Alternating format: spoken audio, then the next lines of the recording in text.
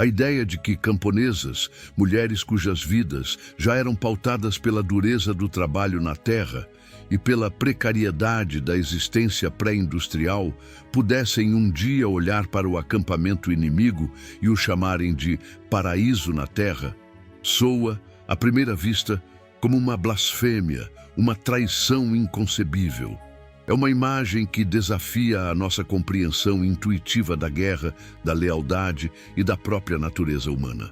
No entanto, a história, em sua complexidade brutal e multifacetada, raramente se alinha com as nossas expectativas simplistas. Ela nos força a confrontar verdades desconfortáveis, a mergulhar nas profundezas da experiência humana em seus momentos mais extremos, e a reconhecer que, sob a pressão insuportável do conflito, as definições de amigo e inimigo, de lar e refúgio, podem se distorcer de maneiras inimagináveis. Este é um convite para explorarmos um paradoxo histórico profundamente doloroso e revelador. As circunstâncias que levaram mulheres camponesas, em meio ao caos e à destruição da guerra, a encontrar no seio do adversário uma espécie de alívio, um respiro que contrastava tão violentamente com a desolação de seus próprios lares e comunidades que o termo paraíso, ainda que um paraíso de desespero, parecia apropriado. Não estamos falando de um paraíso utópico, mas de um paraíso relativo, nascido da comparação com um inferno ainda mais profundo. É uma história de sobrevivência, de escolhas impossíveis e da resiliência extraordinária, porém muitas vezes custosa, das mulheres diante da barbárie. Para compreender plenamente este fenômeno, precisamos primeiro desmantelar algumas noções românticas da guerra e da vida rural. A vida camponesa, em tempos de paz, já era uma luta contínua contra a natureza, a fome, a doença e a exploração. A chegada da guerra não apenas intensificava essas privações, mas as transformava em ameaças existenciais imediatas. As mulheres, em particular, carregavam um fardo desproporcional. Elas eram as guardiãs da família, as provedoras secundárias, as cuidadoras dos feridos e dos idosos, e muitas vezes as primeiras vítimas da violência e da desestruturação social que acompanhava o avanço dos exércitos. A guerra, em sua essência, é um cataclismo que devasta a ordem social e econômica. Campos são queimados, colheitas são saqueadas, gado é abatido para alimentar tropas, casas são destruídas e vilarejos inteiros são abandonados. A infraestrutura que sustentava a vida camponesa, mercados, estradas, moedores, colapsa. A lei e a ordem desaparecem, dando lugar ao banditismo e à anarquia. Neste cenário de absoluta desolação, onde a fome e a doença se tornam inimigos tão mortais quanto as balas e as espadas, a sobrevivência se torna a única bússola moral. E é aqui que o acampamento inimigo, paradoxalmente, pode emergir como uma fonte de esperança. Embora representasse a força destrutiva que havia arrasado suas vidas, o exército, seja ele qual for, era uma entidade organizada. Tinha uma cadeia de comando, alguma forma de logística para alimentar e abrigar seus soldados, e cruciale, uma necessidade de mão de obra e serviços. Para as camponesas famintas, desabrigadas e desesperadas, o inimigo não era apenas o agressor. Podia ser também a única fonte de pão, de um teto temporário, de alguma proteção contra outros perigos errantes.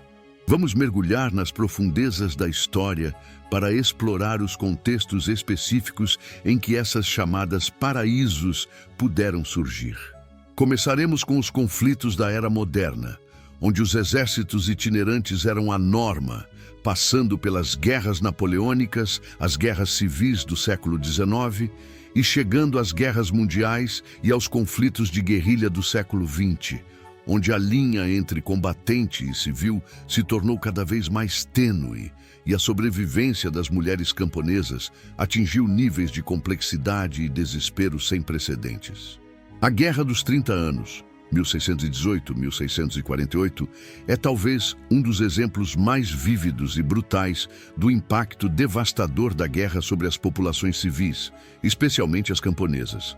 Este conflito, que assolou a Europa Central por 3 décadas, transformou vastas regiões em um deserto.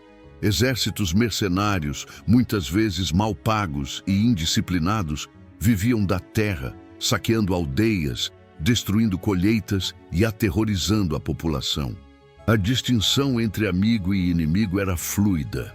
As tropas de ambos os lados eram igualmente temidas. Nesse cenário, as camponesas se encontravam em uma posição especialmente vulnerável. Seus maridos e filhos eram recrutados ou mortos, deixando-as sozinhas para defender suas famílias e suas terras. A fome era endêmica e a violência sexual uma triste e constante realidade. Relatos da época descrevem mulheres e crianças vagando pelas estradas, buscando qualquer vestígio de alimento ou abrigo. Para muitas, a única opção restante era seguir os exércitos. Por que seguiriam seus algozes? Porque, por mais paradoxal que pareça, os exércitos, mesmo os inimigos, representavam a única fonte organizada de recursos em um mar de anarquia. O acampamento militar, por mais brutal que fosse, tinha comida. Os soldados precisavam de cozinheiras, lavadeiras, enfermeiras e até mesmo de companhia. Em troca desses serviços, as mulheres podiam obter rações, um lugar para dormir, ainda que precário e perigoso, e, crucialmente, uma medida de segurança contra os elementos ou outros grupos errantes de saqueadores. Historiadores como Peter H. Wilson e C.V. Wedgwood documentam a existência de mulheres do acampamento que seguiam os exércitos. Elas não eram apenas prostitutas, embora muitas fossem forçadas a essa vida. Eram também esposas de soldados, viúvas, órfãs e sim camponesas que haviam perdido tudo. Para essas mulheres, o acampamento inimigo, ou mesmo o próprio exército, era uma espécie de micro-sociedade em meio ao colapso generalizado. Oferecia uma estrutura, uma rotina e a chance de sobreviver por mais um dia. O paraíso aqui era a ausência de fome absoluta, a promessa de uma refeição, a proteção temporária de uma tenda ou de um abrigo contra o frio e a chuva. Era um paraíso comparativo, forjado na ausência total de alternativas viáveis. A Guerra dos 30 Anos nos ensina que a sobrevivência em tempos de guerra pode exigir escolhas que desafiam a moralidade convencional e a lealdade tribal. Para uma camponesa faminta, a ideologia ou a nacionalidade do soldado que lhe oferecia um pedaço de pão tornava-se secundária à necessidade premente de alimentar a si mesma e talvez a seus filhos. Avançando para as guerras napoleônicas, o cenário mudou em escala e organização, mas a experiência das mulheres camponesas manteve elementos de desespero semelhantes. Os exércitos de Napoleão eram vastos e exigiam uma logística sem precedentes. Embora mais disciplinados em teoria, a realidade no terreno era muitas vezes de saques e requisições forçadas. Quando o grande armê marchava pela Europa, as camponesas nas regiões ocupadas enfrentavam um dilema terrível. Seus campos eram pisoteados, seus celeiros esvaziados para alimentar as tropas francesas. No entanto, o próprio exército francês também representava uma fonte de oportunidades, ainda que perigosas. A necessidade de lavadeiras, cozinheiras e enfermeiras nos acampamentos era imensa. O exército francês, ao contrário dos bandos mercenários anteriores, tinha uma estrutura mais formal, o que poderia oferecer uma certa previsibilidade, ainda que brutal. Em países como a Rússia, a Polônia e os estados germânicos, onde a guerra foi mais devastadora, as camponesas eram frequentemente as únicas que restavam após a partida dos homens para a guerra ou após a dizimação de suas comunidades. Elas eram as que tinham que interagir diretamente com as forças de ocupação. Para algumas, Oferecer serviços aos soldados franceses podia ser uma forma de proteção contra os abusos de outros soldados ou mesmo de seus próprios compatriotas em meio ao caos. O paraíso aqui não era a liberdade ou a felicidade, mas sim um alívio temporário da fome e da violência mais indiscriminada. Era a capacidade de negociar a sobrevivência, de trocar trabalho ou o próprio corpo, infelizmente, por comida e proteção. As mulheres camponesas que se aproximavam dos acampamentos inimigos faziam-no por cálculo frio e desesperado. O risco de permanecer em suas aldeias devastadas era muitas vezes maior do que o risco de se associar ao inimigo. Era uma escolha entre a morte certa pela fome ou pela violência aleatória, e uma chance, ainda que pequena e degradante, de continuar viva. Os relatos da campanha na Rússia de 1812, por exemplo, descrevem a miséria indizível da população camponesa. Com a terra arrasada como tática russa e o avanço e recuo dos exércitos, as mulheres eram apanhadas no meio. Para muitas, o acampamento francês, com seus suprimentos, ainda que escassos, oferecia uma alternativa à morte por inanição no inverno russo. Passando para o século XIX, a Guerra Civil Americana, 1861-1865, apresenta um contexto ligeiramente diferente, mas com paralelos surpreendentes na experiência das mulheres camponesas. Embora não fosse uma guerra de invasão estrangeira, no sentido tradicional, a divisão do país e a ocupação de vastas regiões por forças inimigas, do norte no sul e vice-versa, em menor grau, geraram situações de extrema privação. No sul, particularmente, onde a maioria da população era rural e a economia agrária, as mulheres camponesas e, de forma ainda mais brutal, as mulheres escravizadas enfrentaram o colapso de suas estruturas de vida. Com os homens no fronte, as plantações eram negligenciadas ou destruídas e os suprimentos escasseavam. Quando os exércitos da União avançavam, eles eram vistos como invasores. No entanto, para muitas, a presença do exército da União também trazia a promessa de liberdade para as escravizadas e para as camponesas brancas empobrecidas, a possibilidade de obter alimentos ou serviços. O exército da União, por mais que fosse o inimigo, tinha suprimentos. As mulheres, em busca de pão para seus filhos, por vezes se aproximavam dos acampamentos para vender ovos, leite ou oferecer serviços de lavanderia e costura em troca de comida ou dinheiro. Para as mulheres escravizadas, o acampamento da União era, de fato, um paraíso na terra, o primeiro vislumbre de liberdade e uma chance de romper as correntes da servidão. Mas mesmo para as camponesas brancas, a necessidade podia sobrepujar o rancor. A fome não escolhia lados. A chance de conseguir uma ração de farinha ou de bacon de um soldado da União podia ser a diferença entre a vida e a morte para sua família. Os diários da época e as cartas revelam a complexidade dessas interações. Havia desconfiança e ódio, sim, mas também uma pragmática necessidade de sobrevivência. Historiadoras como Drew Gilpin Faust documentam como as mulheres no Sul tiveram que assumir papéis não tradicionais e fazer escolhas difíceis para manter suas famílias vivas. A linha entre inimigo e provedor podia se tornar borrada quando a fome batia à porta. O paraíso aqui era a chance de não morrer de fome, de talvez conseguir alguma forma de subsistência em um mundo virado de cabeça para baixo. O século XX trouxe as guerras mundiais, conflitos de uma escala e intensidade sem precedentes, que mais uma vez redefiniram a experiência da guerra para as mulheres camponesas. A Primeira Guerra Mundial, com suas trincheiras e seu fronte estático, teve um impacto devastador sobre as regiões agrícolas da França e da Bélgica, que se tornaram campos de batalha.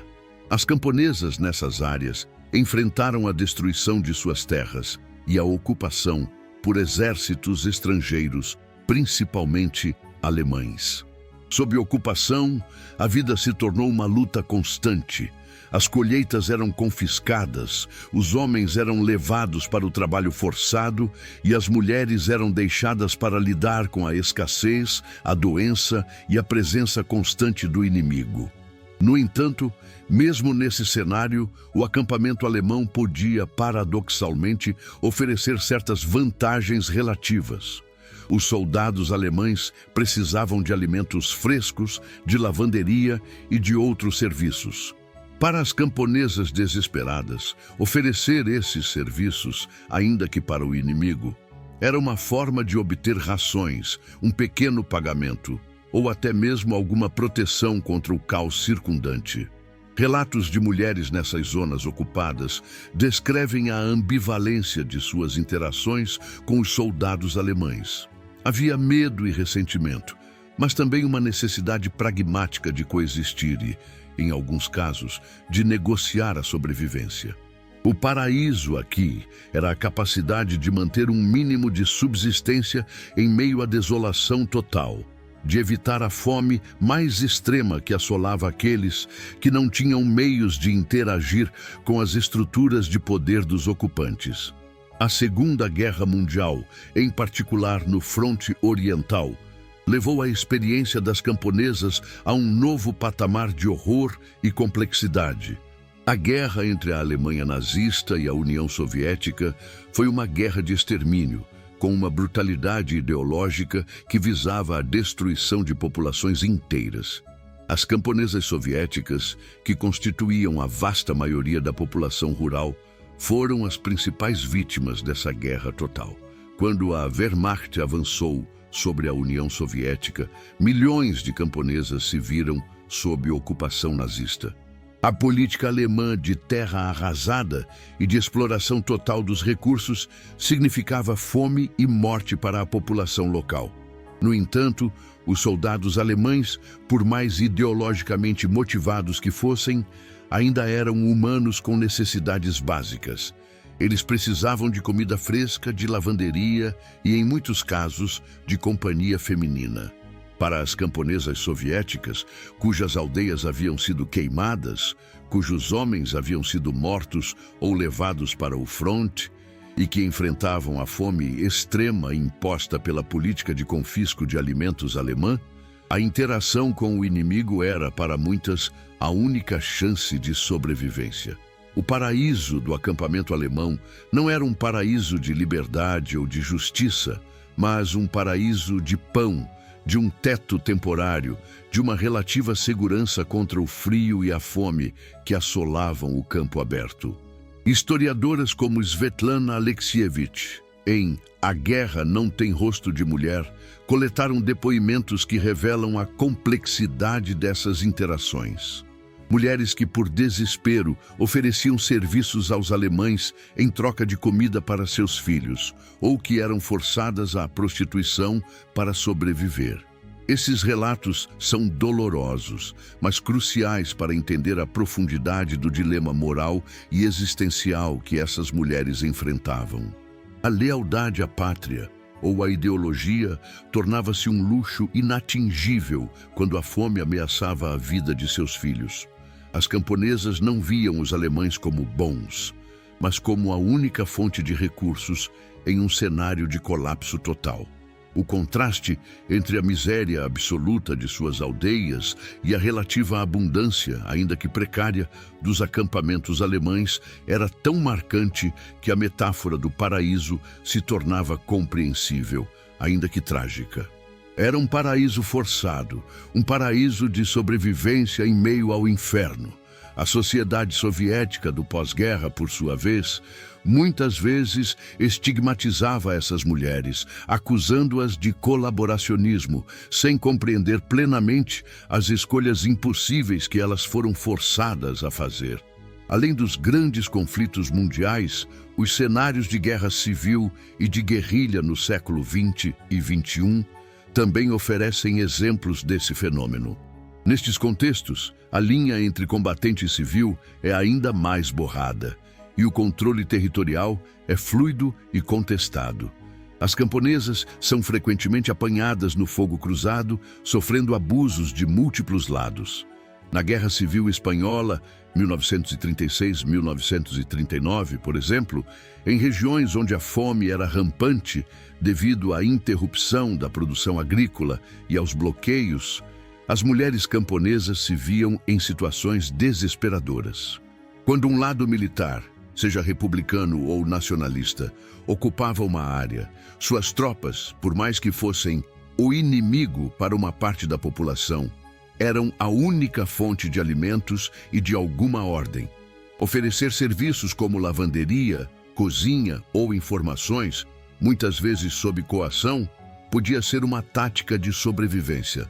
O paraíso aqui era a capacidade de obter um mínimo de sustento e proteção em meio à brutalidade ideológica e à fome. Em conflitos mais recentes, como os da África, Ruanda, Congo, Sudão, ou da América Latina, Colômbia, América Central durante as guerras civis, as mulheres camponesas continuam a ser as mais vulneráveis. Grupos armados, sejam eles exércitos regulares, milícias ou guerrilheiros, vivem da terra e de suas populações. As mulheres são frequentemente forçadas a prover comida, abrigo e serviços sexuais.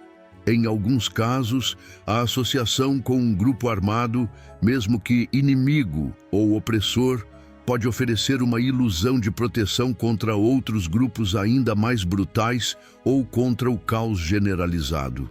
Em um campo de refugiados improvisado, muitas vezes sem comida ou segurança, a proximidade de um acampamento militar, por mais temível que seja, pode ser vista como uma fonte de recursos relativamente mais estável. O paraíso é a possibilidade de não ser estuprada ou morta por bandidos, de ter acesso a alguma ração de comida, mesmo que seja à custa da dignidade e da liberdade.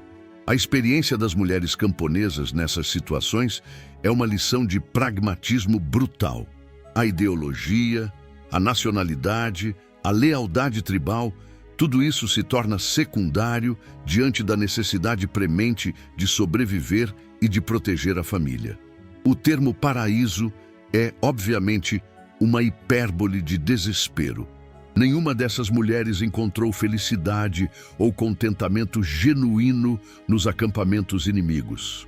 O que elas encontraram foi uma fuga temporária da fome, da violência mais indiscriminada, da morte certa. Encontraram um lugar onde as necessidades básicas podiam ser minimamente atendidas, em contraste gritante com a desolação de seus lares e a ameaça constante do mundo exterior. Para aprofundar nossa compreensão, é crucial analisar os elementos que transformavam esses acampamentos inimigos em paraísos relativos. O que exatamente eles ofereciam que as próprias comunidades das mulheres não podiam mais prover? Em primeiro lugar, e talvez o mais fundamental, era a comida. Exércitos, por sua própria natureza, precisam de logística para se alimentar.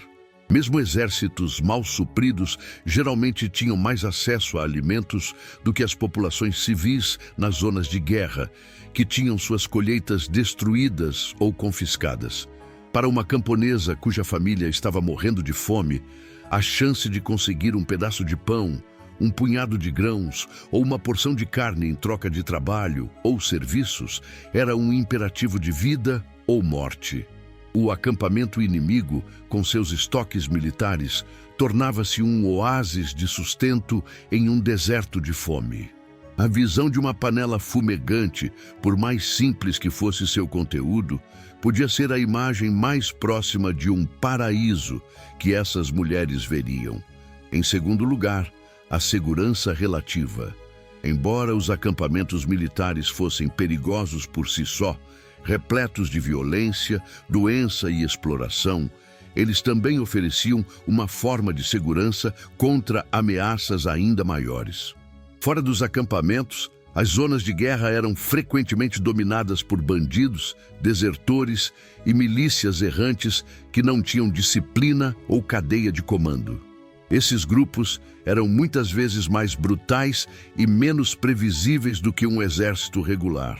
A estrutura e a força de um acampamento militar, mesmo de um inimigo, podiam oferecer uma barreira contra essas ameaças externas.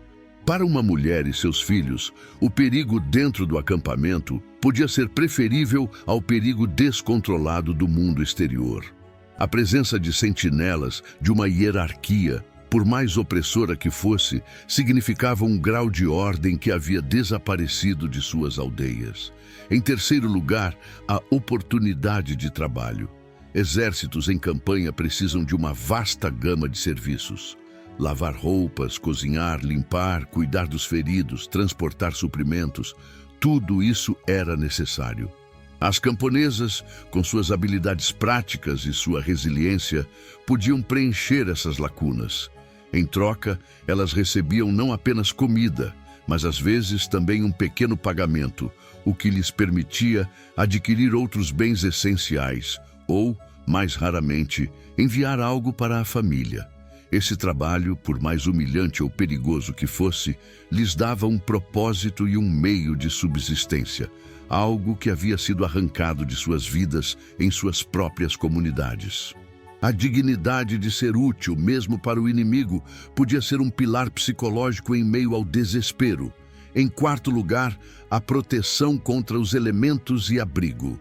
Em muitas guerras, a destruição de casas e aldeias era generalizada. As camponesas se viam desabrigadas, expostas ao frio, à chuva e à neve. Um acampamento militar, mesmo que consistisse apenas em tendas ou abrigos improvisados, oferecia alguma proteção física. Um lugar para se aquecer, um teto sobre a cabeça, por mais temporário e precário que fosse, era um luxo em comparação com o campo aberto ou as ruínas de suas casas. Em quinto lugar, a informação e a esperança. Em um mundo onde a comunicação era escassa e a informação era um bem precioso, os acampamentos militares eram centros de notícias, boatos e, às vezes, de alguma esperança. As mulheres podiam ouvir notícias sobre a guerra, sobre o paradeiro de seus entes queridos, ainda que fossem rumores, ou sobre a movimentação dos exércitos. Essa informação, por mais incerta que fosse, podia ser vital para a tomada de decisões de sobrevivência. Além disso, a simples presença de um grande número de pessoas, a atividade de um acampamento, por mais hostil que fosse, podia oferecer um senso de vida e de propósito em contraste com a desolação e o silêncio de suas próprias aldeias. Finalmente, a dimensão psicológica da desesperança. Quando tudo o que uma pessoa conhece e ama é destruído e o futuro parece sombrio e sem esperança, qualquer mudança, por mais perigosa ou moralmente ambígua que seja, pode parecer uma melhoria. O paraíso dos acampamentos inimigos era, em muitos aspectos, um refúgio da desesperança total. Um lugar onde a morte por fome ou exposição era ligeiramente menos provável. E onde a vida, de alguma forma, continuava. Não era um paraíso de escolha, mas um paraíso de ausência de escolha. Era a menor das tragédias em um mar de tragédias. As consequências para essas mulheres eram profundas e duradouras.